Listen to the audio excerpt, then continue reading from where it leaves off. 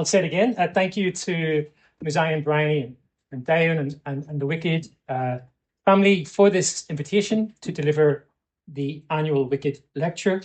Of course, thanks to all of you in the room and on Teams for taking the time to join today. So I've had my eyes opened more than once over the last 25 years working in peace building and development. In 2008, I began a series of research and evaluation projects for UNICEF for its global education and peacebuilding program. And the program covered more than 20 countries around the world in several regions. And all the countries as part of this program were facing different types of humanitarian emergencies. And the one thing they had in common was that they were facing more than one crisis. Moreover, they were grappling with several crises, for example, conflict, climate change, displacement, poverty, that were interconnected and protracted. And I got to see this phenomenon firsthand in South Sudan, Kenya, and Nepal. And the importance UNICEF and its government partners attached to these threats was reflected in their emphasis on what they called the 3 Ps: prediction, prevention, and preparedness. So as one part of this global program for UNICEF, I conducted research on how schools can act as zones of peace and stability. In other words, at the local level, how can you improve the quality of primary education, while at the same time finding or supporting ways to build peace and meet other development needs, such as health and community governance. This work was an important example of how we can take an integrated, multi-sector approach to peace building and development, in this case through education. But despite its innovative multi-sector approach and the tangible achievements that this work on what they call schools as zones of peace, its achievements on the ground, the reality is that this initiative remained small relative to the scale, complexity, and persistence of the crises that it sought to address. It's also important to add that it stood apart from the dominant peace building and development paradigm, which continues to be characterized largely by sector-specific interventions. A few years later, this is back 2008, I think I'm up to 2010, I witnessed again the complex challenges that Polycrsis brings for peace practice, policy, and research through a separate study in Yemen for UNDP. So this is 2010. By the time the Arab Spring reached Yemen, shortly after, the country had already spent decades confronting overlapping crises, including large-scale violence, natural disasters, food insecurity, and persistent regional intervention. Jumping ahead to the early 2020s, while I was at the US Institute of Peace in Washington, DC, myself and colleagues led an 18-month study and consultation with more than 30 policymakers and practitioners to better understand the obstacles to peacemaking. And we found that polycrisis in different parts of the world was not only the main obstacle to international mediation, but it was one that tested some of its core assumptions and principles, including the long-held concepts of conflict ripeness, as well as incentives, disincentives, and bargaining in negotiations. So I want to begin by acknowledging that the concept of polycrisis is not new, even based on my limited experience. Nevertheless, it is one that we have struggled to address through research, policy, and practice.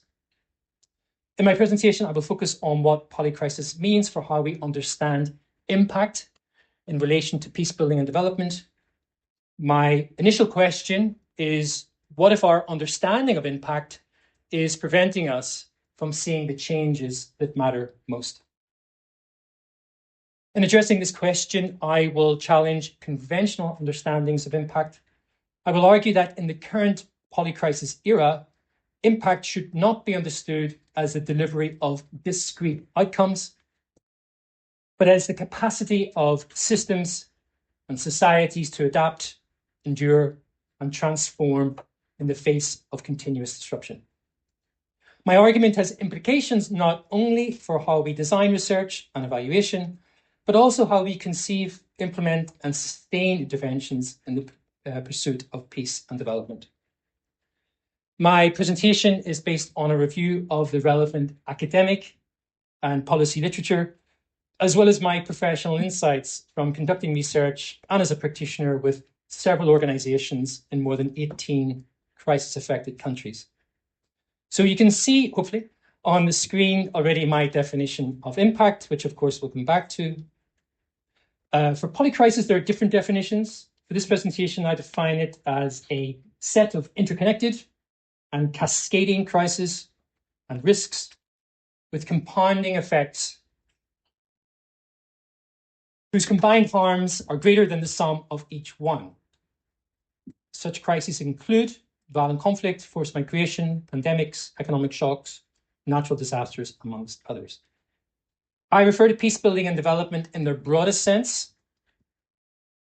I appreciate there's lots of experts here on peace building and development. So for peace building, I'm treating it as a long-term process designed to address the root causes and immediate impacts of conflict. And for development, the continuous process of growth, advancement, or positive change. I do, though, appreciate that nuance is crucial, and I hope we can dig deeper into these nuances during the discussion. I'm going to begin by critiquing what I see as the traditional understanding of impact for peace building and development, and then I will follow this by summarizing why the polycrisis is significant. In the main part of my presentation, I'm going to outline a new framing of impact that promotes a longer-term perspective, the interconnectedness of systems, local agency and legitimacy, adaptiveness, and more robust theories of change. Overall, my main message is that the real test of impact is not whether an intervention worked, but whether it left people, institutions, and systems better able to sustain peace and development. Over the past several decades, the impact of peace building and development interventions have been assessed through a diverse range of qualitative, quantitative, quasi-experimental, and non-experimental methods. Quantitative methods include surveys, statistical analysis, and quasi-experimental designs, which have sought to measure changes in outcomes and establish causal links between interventions and observed results. Qualitative approaches such as case studies, interviews, focus groups, and participatory methods have helped illuminate how and why change occurs, often capturing dimensions that are difficult to quantify, including trust, legitimacy, relationships, and local ownership. Non-experimental approaches, including contribution analysis, outcome harvesting, and process tracing, have further expanded our understanding of complex pathways to change.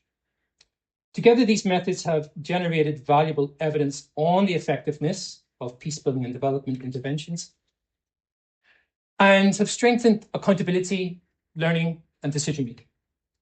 However, they have also revealed important challenges in understanding impact in contexts characterized by complexity, uncertainty, and increasingly interconnected crisis. Over the past 25 years, I've reviewed and conducted research and evaluations in diverse peace building and development contexts. One notable trend has been the growing demand to understand the impact of specific interventions in both tangible and non-tangible ways. Much peace building and development research has focused on questions such as you can see here on the screen, did community dialogue reduce conflict incidents? Did youth employment programs reduce recruitment into armed groups, etc.?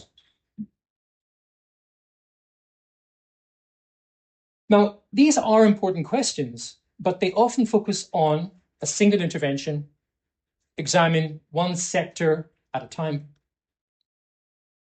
measure short to medium term outcomes, assume relatively stable operating environments, and seek linear causal relationships. In context of polycrisis, where conflict, climate change, displacement, economic shocks, political instability interact and reinforce one another, these assumptions often become difficult to sustain. Research has increasingly highlighted some of the limitations associated with conventional approaches to understanding impact. For example, an OECD study in 2020 found that donors, partly because of how impact is measured, tend to A, prioritise what can be measured easily, B, pursue accountability at the expense of learning and policy direction, and finally, C, become overly bureaucratic and rigid, thereby increasing transaction costs and hampering innovation. Related concerns have been identified in the wider evaluation literature. One challenge concerns causality and accountability. Traditional approaches often assume that development processes are relatively linear, with clear causal relationships between project activities and societal changes. Yet, peacebuilding and development outcomes are typically influenced by multiple actors, institutions, and contextual factors. And as a result, claims that specific interventions directly cause wider societal changes can sometimes overstate what projects can reasonably be expected to achieve. The second challenge concerns validity and measurability. Many of the processes central to peacebuilding and development, including changes in behaviours, relationships, trust, norms, and practices, are difficult to quantify. While quantitative indicators can provide useful information, they do not always capture the underlying processes they are intended to measure. This raises questions about whether some indicators adequately reflect the realities of social and political change. Impact in peacebuilding and development is particularly difficult to capture because change is often slow, relational, and deeply context-specific. Community trust, reconciliation, legitimacy, etc., are not easily reflected in macro-level indicators or short-term output measures. Consequently, conventional, linear, and donor-driven measurement approaches may overlook important dimensions of peace and development, and in some cases influence practice in unintended ways. Randomized control trials, or RCTs, and quasi-experimental methods have been an important addition to the research and evaluation toolkit, providing stronger evidence on causal effects in many settings. However, as already noted, the relationship between interventions and social impacts is often indirect, non-linear, and multi-causal, making it difficult to attribute observed outcomes to a single project. Standard experimental approaches can struggle with complex social interventions where outcomes depend heavily on context, adaptation, feedback loops, and human agency. In addition, average treatment effects may have limited relevance in highly diverse communities, particularly in fragile and conflict-affected settings. Experimental conditions may differ substantially from real-world environments, limiting the transferability of findings across regions, conflict dynamics, and governance systems. RCTs also tend to prioritise measurable and relatively short-term outcomes, potentially underrepresenting changes in norms, empowerment, relationships, and conflict dynamics that are central to peacebuilding. Furthermore, ethical and operational challenges, including insecurity, political sensitivity, staff well-being, and power imbalances, can complicate the implementation of experimental designs in conflict-affected settings. So taken together, these critiques do not suggest abandoning existing methods, not at all. Rather, they highlight the need to complement them with approaches that are better able to capture complexity, system change, adaptation, resilience, and long-term transformation. As crises become increasingly interconnected, understanding impact requires moving beyond the question of whether an intervention worked to examining whether it strengthened the capacity of people, institutions, and systems to sustain peace and development over time. Complexity theory and systems thinking emerged as a response to the limitations of linear approaches to peace building and development that I just critiqued.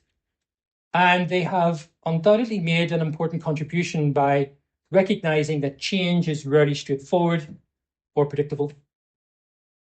Rather than viewing interventions as isolated causes of specific outcomes, these approaches emphasize the interconnected nature of social, political, economic, and environmental systems. And in doing so, they help researchers and practitioners better understand non-linearity, interdependence, unintended effects, and the importance of feedback loops in shaping peace and development trajectories. These insights are particularly valuable in context of polycrisis, where conflict, climate change, displacement, economic shocks interact in ways that cannot be understood through single sector or project-based analysis. Complexity thinking encourages adaptive learning and draws attention to how interventions can trigger unexpected consequences, both positive and negative. Nevertheless, complexity and systems thinking also present important limitations. Firstly, they can inadvertently reproduce existing power structures rather than challenge them. The language of complexity, adaptation, and learning is sometimes used to justify expert-led decision-making while weakening accountability to affected populations. In such cases, complexity becomes a rationale for why outcomes are difficult to measure rather than a means of improving participation and transparency. Second, complexity approaches can narrow understandings of agency by emphasizing uncertainty and adaptation.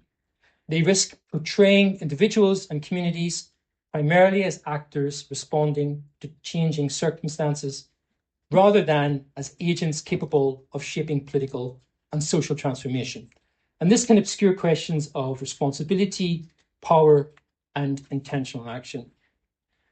Third, despite their growing popularity, complexity-informed approaches have struggled to gain widespread organizational uptake. And I've seen this within the organizations that have worked. There is, on the one hand, real significant commitment to embracing a systems thinking approach in complexity theory, but for different reasons, and we can get into those, turning that commitment into real-term change in terms of how programs are designed, how we understand them, has proven very difficult.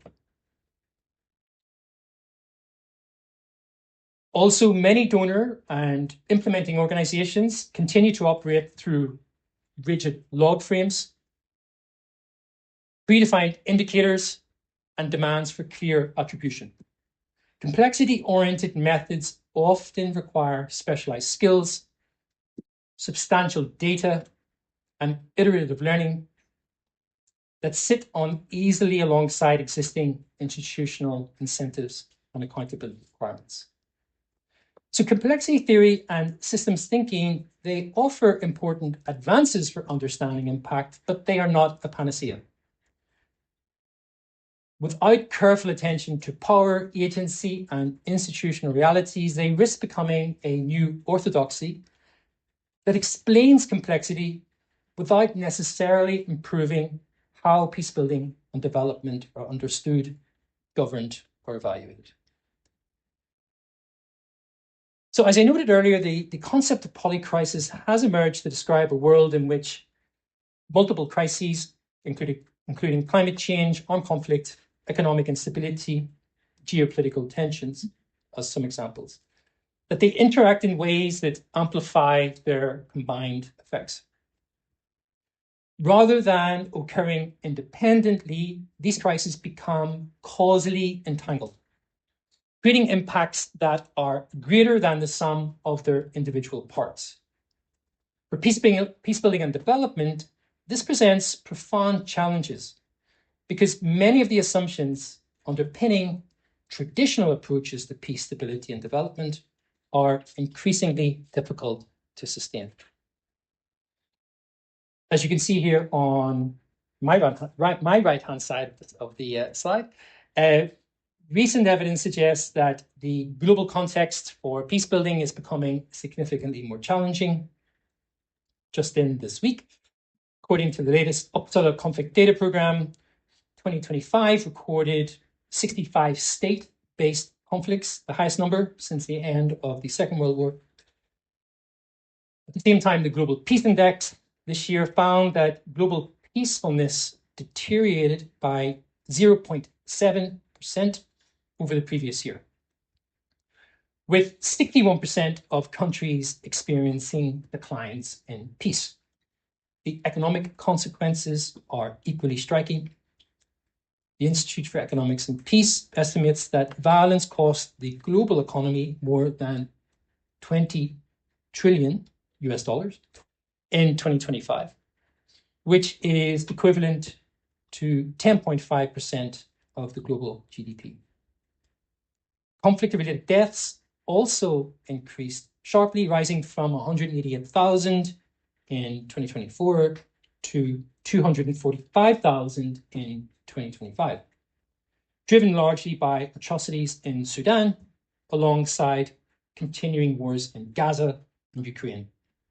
So together, these findings suggest that war is becoming more prevalent, more costly, and more deadly, while peace is becoming increasingly fragile. Research consistently shows that polycrisis acts as a multiplier of instability.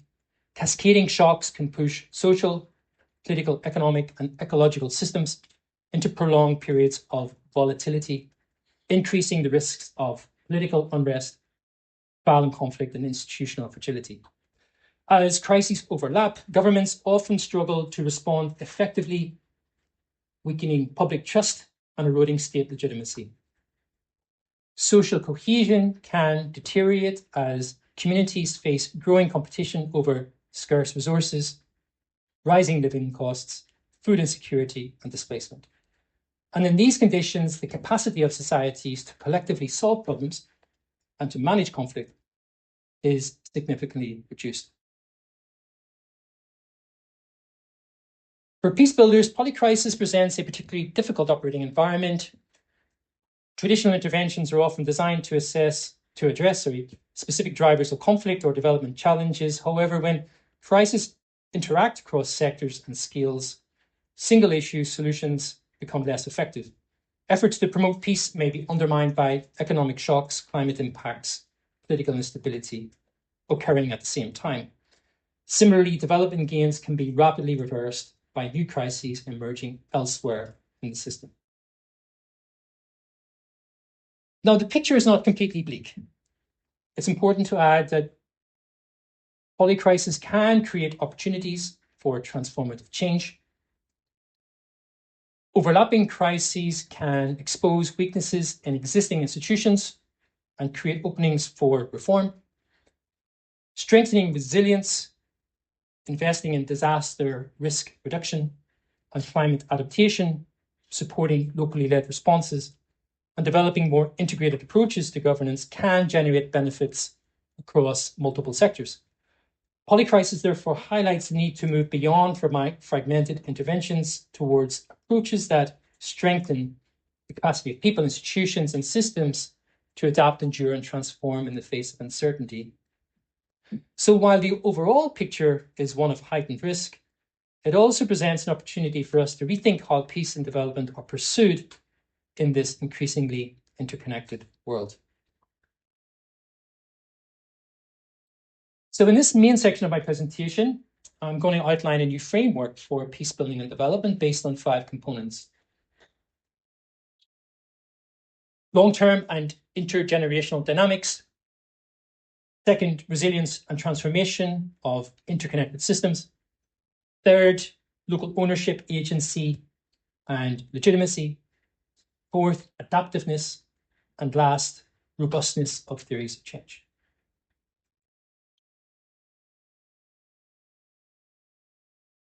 So back to that era that I mentioned earlier, you could tell it's quite a busy period of my life. So I talked about 2008, 2010, taking a year back, 2007. And in 2007, I conducted a study in the White Rock area of West Belfast, Northern Ireland, which was one of the hardest hit areas during 3 decades of violent conflict that became known as the Troubles. In collaboration with several mental health specialists, counselors, psychotherapists, the study was on mental health within this area, the White Rock area neighborhood. And the research made clear that you need to understand the long-term and intergenerational dynamics of development if you want to address mental health in conflict-affected societies.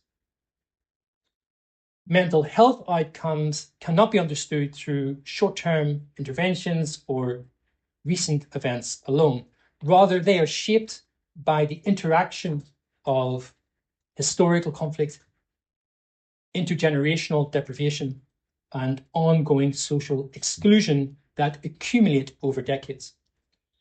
And the study found that poverty and exclusion predated the Troubles, which started in the late 60s, contributed to the conflict itself, and then continued to affect third and even fourth generations of residents, creating these enduring cycles of vulnerability and poor mental health. Importantly, the research showed that trauma is transmitted across generations through families and communities, with the legacy of conflict affecting those who did not directly experience violence.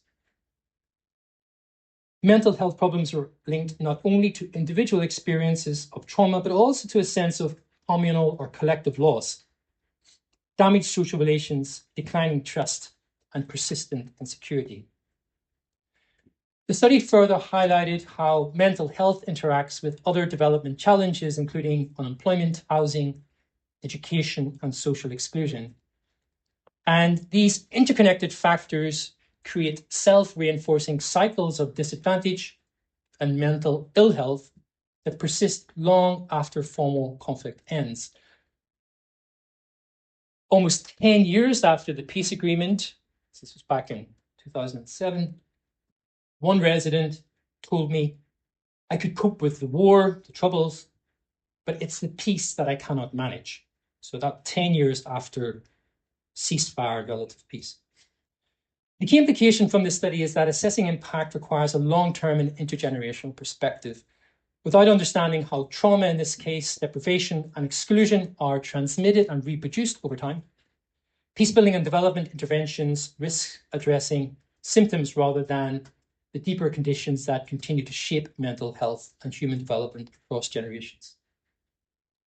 Zooming out from mental health and Northern Ireland, understanding impact requires moving beyond immediate outcomes to consider how peacebuilding and development interventions shape trajectories of change over time and across generations. Many of the challenges and interventions seek to address, including conflict, exclusion, poverty, and weak governance, are rooted in historical grievances, structural inequalities, and the cumulative effects of repeated shocks. These factors influence present-day opportunities, vulnerabilities, and patterns of violence, often in ways that are not visible within the lifespan of a project or an evaluation. This component of my framework therefore asks how are past experiences and inherited conditions shaping current outcomes, and whether interventions are addressing the underlying drivers of fragility rather than only its symptoms. It also considers how the benefits and harms of interventions are distributed over time. For example, do peace-building efforts strengthen trust, inclusion, and institutional legitimacy in ways that endure beyond the project period? Do development interventions reduce vulnerabilities that might otherwise be transmitted across generations? Assessing long-term and intergenerational impact requires examining evidence of sustained change, including shifts in social norms, governance systems, opportunities for future generations, and the capacity of communities to navigate future crises. In this way, impact is understood not only as what changes today, but also how interventions shape the conditions for peace and development tomorrow. As my second component, resilience and transformation of interconnected systems. Peacebuilding and development outcomes are shaped by the interaction of social, political, economic, environmental, and institutional systems. In context of polycrisis, changes in one system can have cascading effects across others, creating both risks and opportunities. Understanding impact, therefore, requires moving beyond a focus on individual projects or sectors to examine how interconnected systems respond to shocks, stresses, and emerging challenges. This component of the framework explores how systems are adapting and evolving over time. It considers whether interventions are strengthening the capacity of communities, institutions, and networks to withstand and recover from crisis, while continuing to support the peace and development objectives. Particular attention is given to changes in relationships, governance, resource flows, social cohesion, and institutional performance across multiple levels of society. At the same time, resilience alone may not be sufficient where existing systems perpetuate exclusion, inequality, or conflict. The framework therefore distinguishes between adaptation, resilience, and transformation. Adaptation refers to adjustments that help systems cope with changing conditions. Resilience concerns the ability of systems to absorb shocks and maintain essential functions. Transformation involves more fundamental shifts in structures, power relations, norms, or institutions that address the underlying drivers of fragility and create new pathways towards peace and development. Assessing impact from this perspective requires understanding not only whether systems endure, but whether they evolve in ways that support more inclusive, equitable, and sustainable forms of peace and development. As my third component, local ownership, agency, and legitimacy.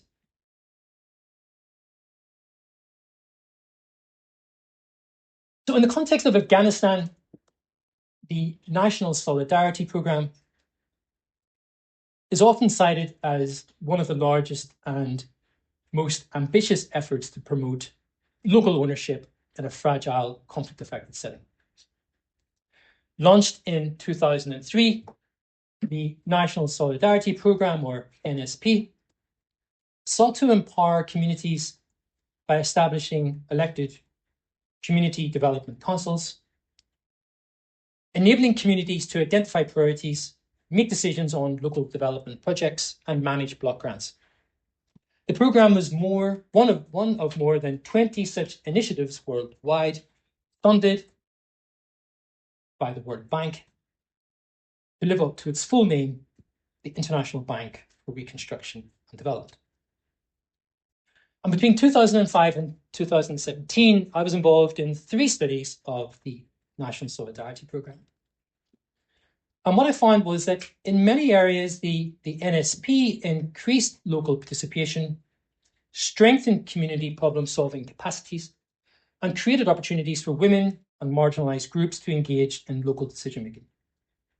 The programme also increased the visibility and legitimacy of the Afghan state by linking local development initiatives to national institutions. However, the NSP achieved mixed results in relation to local agency and legitimacy.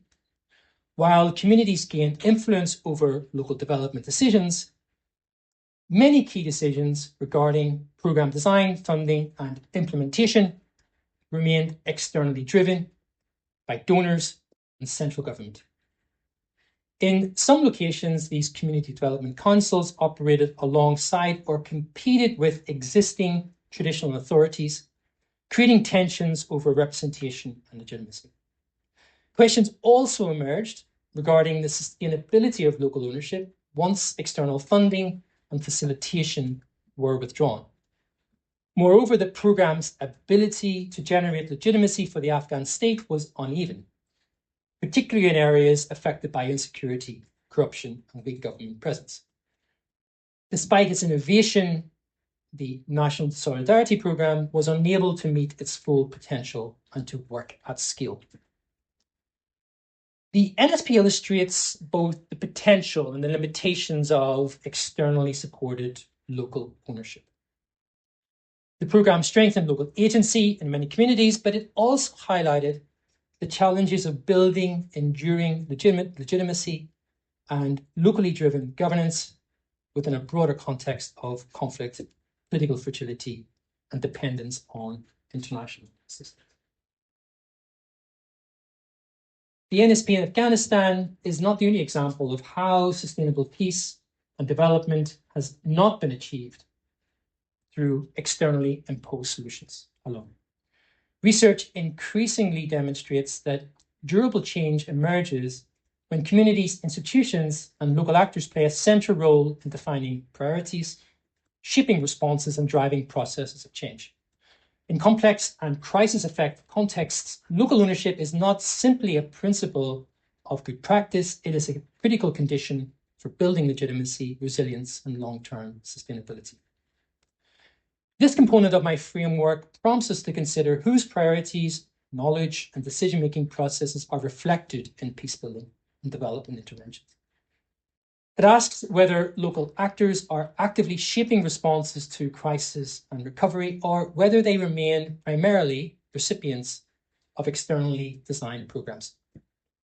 Particular attention is given to the extent to which communities, civil society organizations, traditional authorities, local governments, and other stakeholders influence decisions about goals, implementation, learning, and adaptation.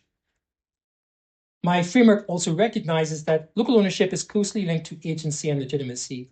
Agency refers to the ability of individuals and groups to influence outcomes, solve problems, and shape their own futures. Legitimacy concerns whether institutions, processes, and interventions are perceived as credible, representative, and responsive by those that they are intended to serve. Together, these factors influence the willingness of communities to participate in, support, and sustain peacebuilding and development efforts over time. Assessing impact from this perspective requires moving beyond participation as a procedural requirement and examining whether interventions strengthen local capacities for collective action, decision-making, and accountability. It also requires recognizing and addressing power imbalances that can limit local influence. Ultimately, impact is reflected not only in what is achieved, but in whether people and institutions have greater ownership, agency, and legitimacy to navigate future challenges and shape their own development pathways.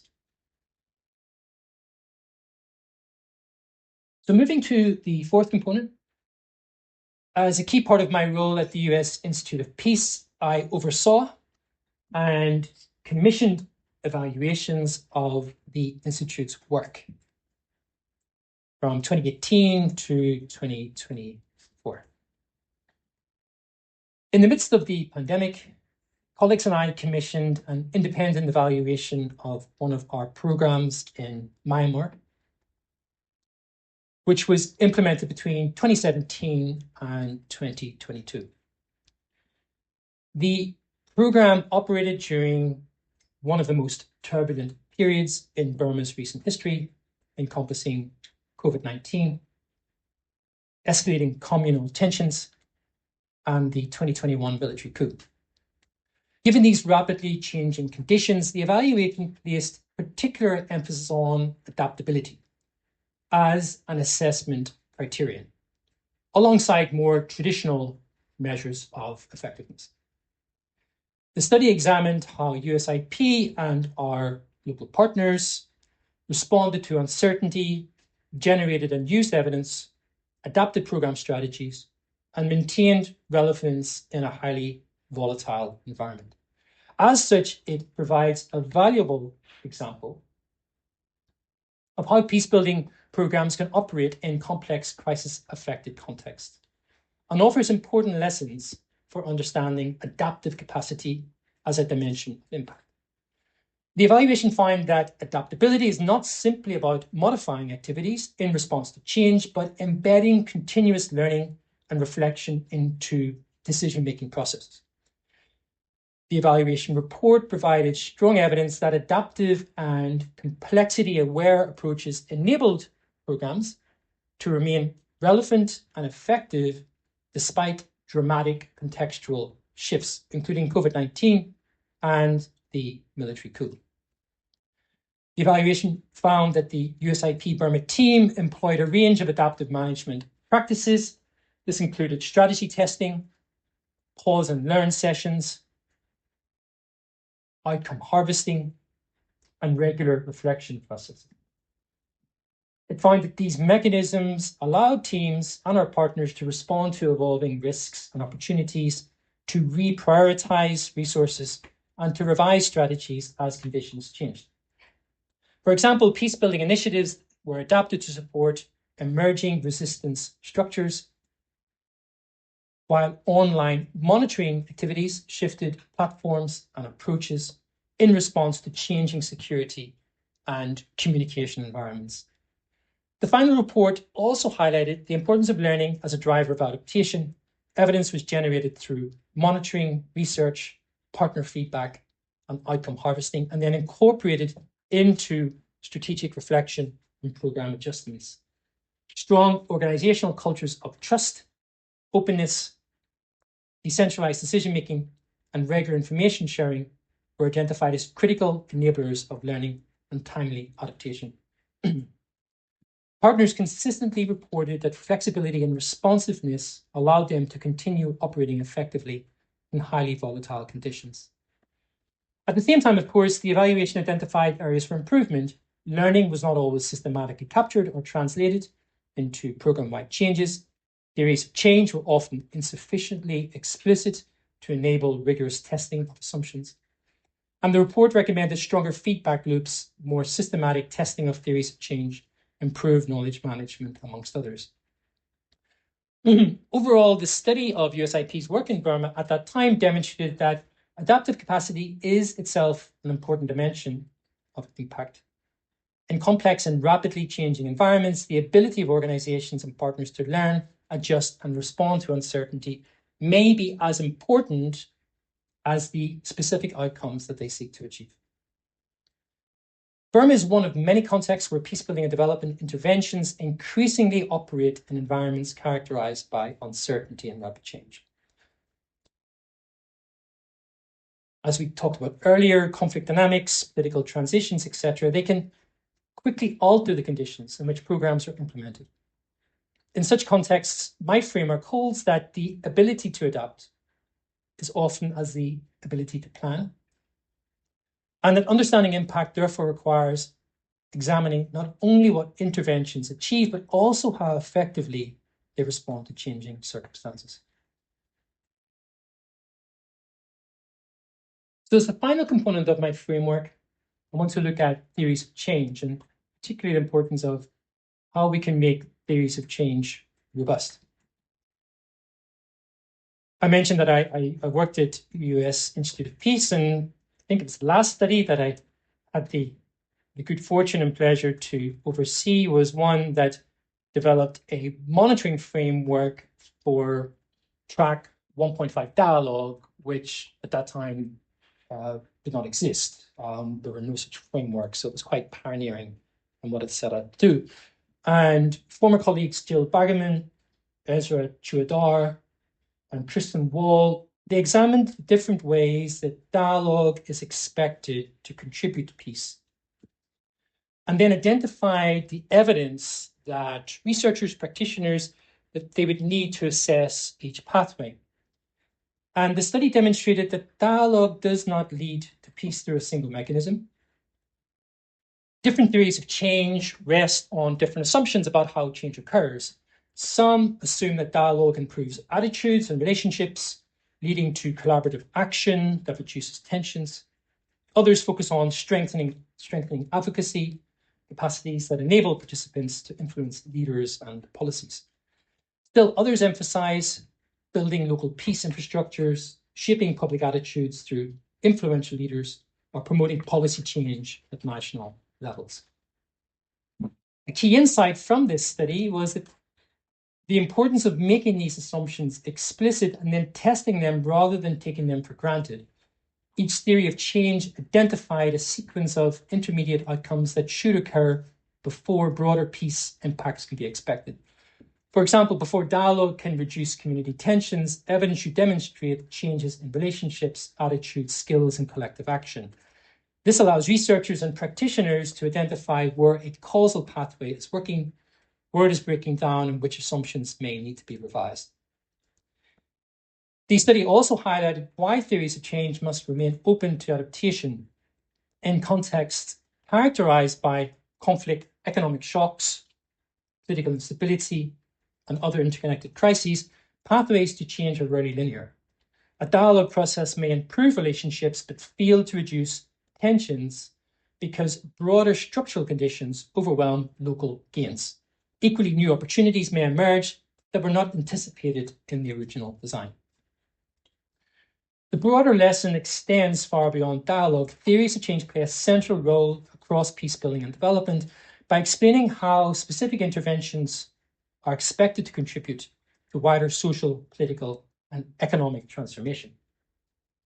However, in complex and uncertain environments, their value lies not in predicting outcomes with certainty, but in making assumptions explicit, generating evidence about how change occurs, and providing a basis for learning and adaptation.